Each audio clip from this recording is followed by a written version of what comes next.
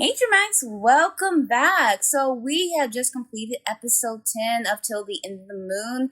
So Dramatic Bestie, what are your thoughts on this episode? It's kind of heartbreaking to watch this episode because we see, we see him like consolidating his power and taking back the throne, which I don't know if those were like, I don't know, I have mixed feelings about it because on one hand, he's trying to do things to make his kingdom better and help the people. Like, I drove out all the rats and the snakes and we're not diseased anymore. Right. It seemed like under his brother and his father's rule, shit was falling apart. Like, it just seemed like things were not looking good. It reminds me of Dishonored, like the game Dishonored It in did, a while. Especially when the rats started kind of pulling in together, like that was my first thought. And I'm like, it's like a combination of like Dishonored and The Mummy. Yes. When they just start swarming in and he's surrounded by fire. And I'm yes. like, well, I don't know what you were expecting because... I mean, game recognized game because I'm like, it's not like he didn't have this coming for a while. It's like this was coming, and I just love how like Tentai Jin in all his glory was just like, yeah, I'm coming to usurp this throne and take back what telling was due to him. But on the same token, it's like a few days prior, he wasn't really even looking towards the throne at all. About it, but he's like, you know what? This will allow me to use my resources to do what I need to do, and he's still focused on, you know, finding Susu and trying to figure out like where first is she? Priority, like where does she go? Like, and he's been searching for months while all of this is going on. She's still on his mind, and I think it's like, well, I have all these soldiers, I have all these people I can dispatch to find her while we're fighting in this war, right? And so it's not like he's just like, oh well, I got my throne, I'm good, F you. It's like no. I think especially until she comes back, I think he's like committed to this whole war. He's like, all right, well, they invaded. I wasn't going to do anything. I just want to take back my kingdom. But since they're trying to invade anyway, fuck it. Let's fight. Let's go. And I also love that like he's also on the front lines where people thought that because he was just this unknown that someone just appeared out of nowhere, no one could vet him. He's just like, no, I will go to the front lines and fight for my people to let you know that I will also do whatever I need to protect my kingdom against the one that had held me hostage. It's like, I'm not one to like be embittered towards anyone who on the Jing side had any ill will or anything against me. I'm just trying to protect my people. And also with that, I think with him being on the front lines with all of his big magical might, he can then send all those dispatchers out to go and find Yeshua wherever she might be. So it's like, I'll take all the resources that I have to do to send those people out, and I will go ahead and handle things on the front line. So also, I'm not facing catastrophic decimations of my army. But you cannot say the same for the Qing Kingdom. And poor Qing Yu is just in a dire situation. Yeah, and the king has pretty much set him up because it's like his dad kind of lost favor with the king, and he's already suspicious of the Yi clan, and so he's kind of like, okay, well, you're back to guarding Jia Pass, and if you let that fall, I'm wiping out your whole fam. So not only is he having to shoulder this responsibility of being the head of the household and kind of keeping shit together, his sister is still missing, and I'm going sightseeing, but you know, it's like, okay, I gotta deal with that. The father fell and has like a bad injury, so he's incapacitated, so it's all this pressure. Their provisions are running low, they're running out of medicine because they are like 3 days left. And what was so crazy was when the king was like, all right, we're going to war, Shaolin was like, no, like, we can't do that. We already had a catastrophe. We just had a flood. We don't have emergency food dispatched for them yet. There's other stuff going on. It is not the time to rush into a war. And even, you know, Qing Yu's dad was like, they looked at each other like, this is a dumb idea. Because Yi Xiao was, the father had looked at Shaolin and just like, you need to talk to your father. Yeah, like, they were like telegraphically communicating like, this man is a fucking fool. Like, and he's just like, no, we're going to go to war. And we were already thinking like, you were going to war for ulterior motives because you really wanted to remove as much of the Yi clan as you could. Because it was either between going to the front lines, pretty much either starving to death or dying on the front lines, or just having the Yi clan slaughtered to begin with anyway. Yeah. So it's like you were caught in a rock and a hard place. And now also Tai Jin had caught up with our lovely Fox girl. And instead of using their powers, he's like, I can use you twofold because number one, you and Ching Yu kind of have a little going on. And also, where my wifey at? So yeah.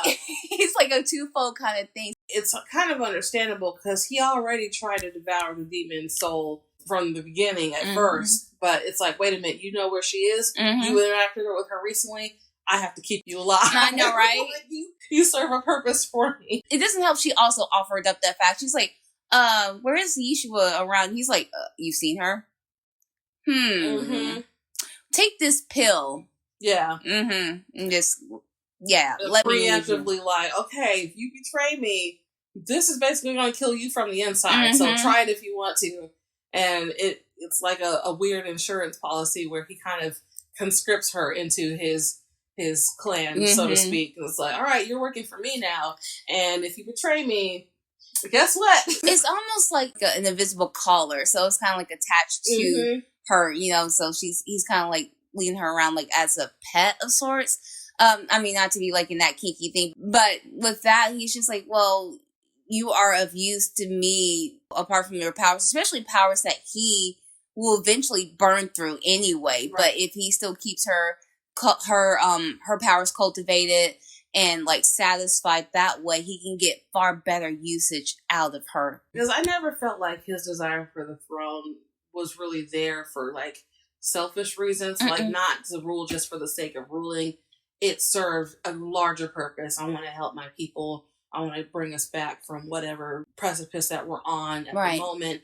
Because part of the reason why he became a hostage prince in the first place because of how dire things had gotten. So it's weird because on the front end of things, you see him killing his brother and all that, and you think, oh, well, this is kind of, he's just wanting power. He just wants to run things. It's like, no, it's a larger purpose that he wants to save people. He wants to save his territory. So it's like, okay, I have to make some sacrifices. Right. And that means getting rid of my piece of shit brother that tried to kill me and was partially responsible for losing my wife. Right. Because he was part of the mastermind and all that. Absolutely. So, he was a direct threat. So it's like, yeah, he has to go. I'm sorry. And on top of that, with everything else, how he's feeling, especially how he had treated Lanan's daughter, just freaking threw her off into the barren abyss. Yes. And so I'm just like, if he already felt that way about a little girl from that tribe, and he already has resentment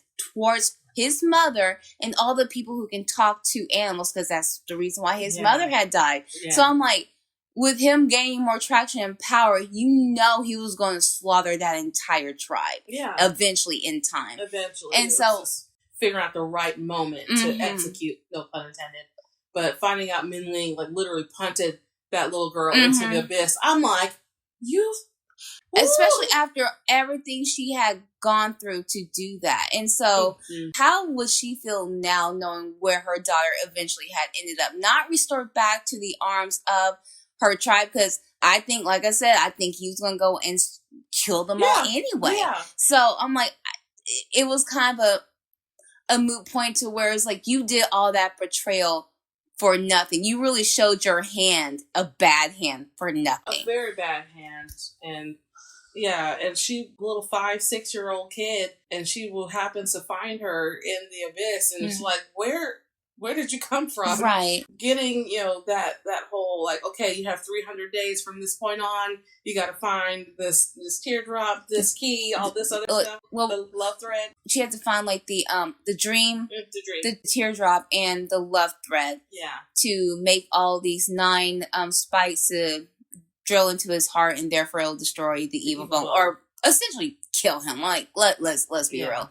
So she has to cultivate and develop all that, and then she's just like, when I'm supposed to find this? And the god of the cosmos is just like, it'll happen soon, and peace out, Boy Scout. And so we had asked a question, and maybe like somebody can say this in the comments or speculate with us, is that the king of the cosmos that met her down in the abyss was just waiting there just long enough to give her all of this information dump before giving her, we keep on calling it the time turn, but the the mirror of the past. Yes. So it's just like, was it always destined for her to be there, or is this like a revisionist history of her existing? Because I'm like, how did the original mirror to the past end up with her sect? Yeah. Don't know. Because like, you know, in the original portion of everything, we have the evil Tentai-Jin storyline. So I'm sure like there's some other caveats. I'm not sure if we'll ever learn about that in this story, about how the mirror got to her sect eventually, but I'm sure it got there by some other miraculous means. So, but we were lamenting about Xingyu and the rock and hard place he literally is in, because it's like, well, if I don't do what the emperor says, my whole family dies. If I turn my back on them and join the Jing clan instead, my soldiers are supposed to live, supposedly, but I can't look them in the eye. Right. Like, I am Shang till I die. Right. That's what my ancestors were. His family is dead. His family's either. Dead. That's the thing. I'm like, they're dead either way. And what's her name? Pianron had already paid him a visit and was just like, I mean, that's pretty much like the possibilities. And even Tentai-Jin had told him this, and he's not wanting to hear it, but he's like, that's really the tough reality of where you're at. Yeah. You're screwed either way you look. So it's like, you just have to look at what is marginally better for your benefit and for your family's benefit. Exactly. So, because like Tentai-Jin is just like, technically, they're my in-laws, so. Yeah, and I think too, on top of that, what makes it terrible, it's like, I have a feeling the emperor was going to take out that family anyway. He was looking for an excuse. Because he'd been suspicious from the very beginning. And now that the general is disposed, he's incapacitated, and now the eldest brother is useless. That just leaves second brother, and he faces the biggest threat to him. Especially since, you know, him and Shaolin are friends, low-key. Right. So it's like, if they ever decide to band together to overthrow the emperor, it's a done deal. It's a done deal. And I'm like, even the emperor is threatened by Shaolin with everything.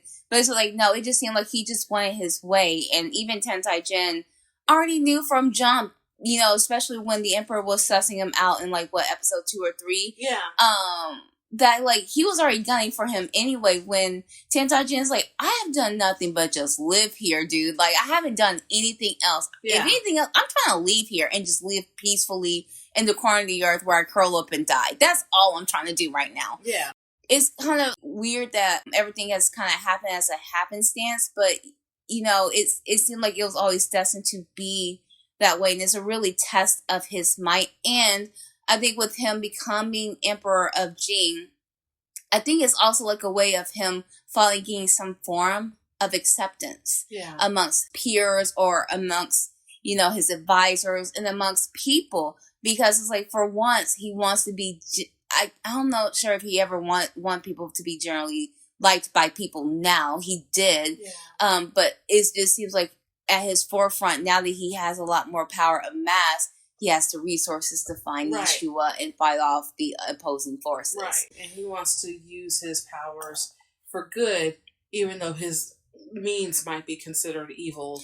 Evil or even selfish to a certain extent. Yeah. But it's like, even with his means, I can't blame him. I can't blame him. And even his means now is just pretty much pure, because it wasn't him attacking Shinken Kingdom. It was in the reverse. And so he's just like, I'm just defending my home. Because other than that, I don't know if the Shin Kingdom hadn't started anything, if he would have gone hustling into their territory to start stuff. Right. I don't know. Again, it's just like all the other instances where he murdered someone. It was out of defense. It was out of a need to preserve himself, because they attacked first. They betrayed him first. And he probably, if he had just taken the throne, he probably wasn't going to do anything to the Shang clan. I think he was going to be using his resources again to find Shiwu and see what's going on where she is. But then the war happened. It's like, well, fuck, we gotta, protect ourselves. So I think she might have like attacked also, just hearing about him hunting down all these demon cores and stuff and absorbing them, and then eventually he would become too powerful. It's like, how do we try and face that? Because we're in fact facing technically a sorcerer. Speaking of which, whatever happened to Milong's sorceress? Like, where is she at? Because she just disappeared. Yeah, because she disappeared into the ether. She wasn't around when Tentai Jin came back to destroy Mingling. So I'm like, she has to be out somewhere lurking. And I'm, ooh. So we're going to see her pop up again because I'm like, no, especially with the soul altering jade, like all that information that she knows, something's brewing. There's something else in the back pocket. I already know, partly, but I don't know how we get to that point. I'll just say that. So, overall, good episode 10. We are really looking forward to episode 11, and hopefully, like, he will find what his wifey has been up to, even though he says, like, she's not my wife. I'm still just like, you're jonesing for her or something. They're attached to each other. Their fates are intertwined. And now that she has found Lan's daughter, and that's the daughter that she gave up Tentai Jin for. And practically her life now. So. Yeah, her life. And now it was a moot point. I'm so worried. I'm like, please protect this baby. Like, please don't hurt this baby. It's not her fault. She's an innocent. Especially how she was treated. I'm like, that was just god-awful. Yeah. But it's the fact that she was a part of that tribe, too. That's why she's like, y'all are all garbage. And I'm sure he was going to dispose of them as such. Use them for what he can get out of them, and then feed them to his pets, apparently, because... the one guy that well, I applied for you, and it's all right. Prove it. You got to do that right now. And he pretty much said, he's like, yeah, there's no point of keeping someone around who's not going to be loyal, who bites back the hand that feeds him. Exactly. And so he's just like, yeah, because I'm like, he's a fucking turncoat. So how are you not going to like switch the other side? I can't trust you that way. He wasn't trustworthy to begin with. It seemed like he was giving away his grandmother in the rocking chair with it. Like, he would have been done with it. Yeah. And I'm interested to see what's going to happen to the Shang Kingdom, because it's been in decline for a while. Like, it's been kind of hinted at that things are not improving. And now that, Cheng Yi might have to switch sides to save his people, what's going to happen? I have a feeling like we're going to see Xiaolin, like, have to make some decisions decisions and step in. Like, yeah, I might have to lock up my dad because he's doing too much and we're hurting. Big time. It's like, that's the thing, dealing with any kind of like war state is never easy. So because I'm like, it's stressful on resources, especially on the portion or countries or kingdoms that are heavily impacted and don't have the resources to fight back. Yeah. Fighting a losing battle. Practically, but it's like you would have thought that it wouldn't have belonged to Shang being on the losing end. You thought that they had so much more military might, especially that's how they had gained, or older Yi had gained Tentai Jin in the first place as hostage years before, because they were able to defeat them in battle. What they were fighting about, God only knows. But the whole portion of it is just like, yeah, it's been years still, and we still haven't recovered any of that. Even though we won, we still lost so much. Yeah, and it's like, did they really truly win in the end? And they've been kind of like coasting off of past military success. And if, their people are starving and shit's going wrong and there's famines and floods, are you really successful if you're not taking care of your people? Right. And king, the emperor, whatever, his own ego is getting in the way of actually protecting his people. Instead of like, you know what, the Yi clan has their issues, but they've proven that they're good at what they do. They are good at rallying people. People rally behind them. Right. It would be good to get on their good side, and that way we can be a good team working together. My son works with them. They're in-laws now, but instead he's too busy worrying about his ego and being powerful and shit. I'm like, that's going to be your downfall. Your downfall is when you stop caring about your citizens and you only care about yourself and who's gunning for your throne. Like, it's always where they least expect it. Who actually does take the throne is always someone that they don't think or consider. Yeah. So, I guess, is there anything else you want to add? No. I think that's it. I'm ready for episode 11. I want to see what happens. So. Well, we're going to jump straight into episode 11. Just so much to unpack, but hey, it is just our thoughts.